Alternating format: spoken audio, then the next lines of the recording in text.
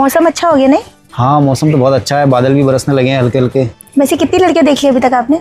अब तो याद भी नहीं है, पहले पहले सूट बूट पहन के जाया करता था, फिर पैंट शर्ट में आ गया, और अब तो जैसा हूँ वैसे चल देता हूँ। पता ही है रिजल्ट मुझे। ये तो है, मैं भी पहले तैयार हुआ करती थी, अब मैंने भी छोड़ दिया। बट अपने ज़माने में तो आप बहुत खूबसूरत रही होंगी।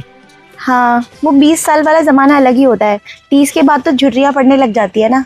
वो चाय समोसे आपके नीचे ही रह गए। नहीं चाय वाय पीता नहीं मैं, आजकल ब्लैक कॉफ़ी पीता हूँ, थोड़े हेल्थ के इश्यूज आते हैं। आपके लिए मंगवा दूँ?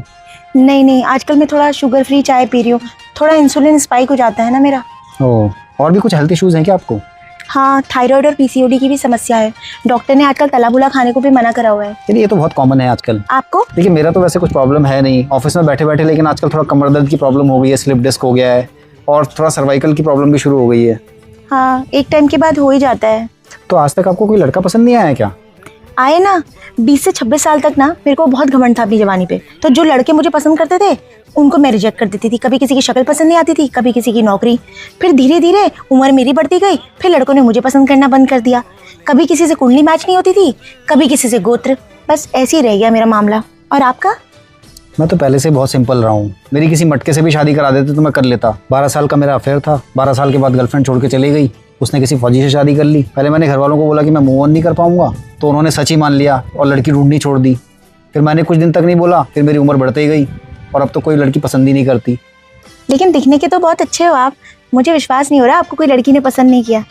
आपको मैं पसंद हूँ क्या? ये आपके बाल कब सफ़ेद हुए? ये तो 28 से होने शुरू हो गए थे। और झड़े कब? गंजापन तो 30 के बाद ही आया, बट मैं जिम रेगुलर जाता हूँ। लग रहा है देख के। आपको जिम का शौक नहीं है क्या?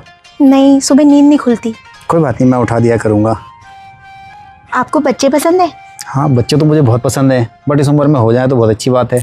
नहीं नहीं, आजकल तो IVF की सुविधा भी चल गई है। अच्छा हाँ, और एक बात, मेरे माँ बाप बूढ़े हो गए हैं, आपको उनके साथ रहने में कोई दिक्कत तो नहीं होगी? इस उम्र में तो मैं अब किसी के साथ भी रह लूँगी। वैसे भी आप ही इतने बूढ़े हो चुके हैं, आपके माँ बाप तो और भी ज़्यादा बूढ़े होंगे। तो शादी के बारे में आपका क्या ख्याल है? कहीं डेस्टिनेशन वेडिंग करेंगे या घर पे? देखिए, उम्र तो हो गई हमारी, तो प्री वेडिंग शूट तो नहीं करा पाएंगे।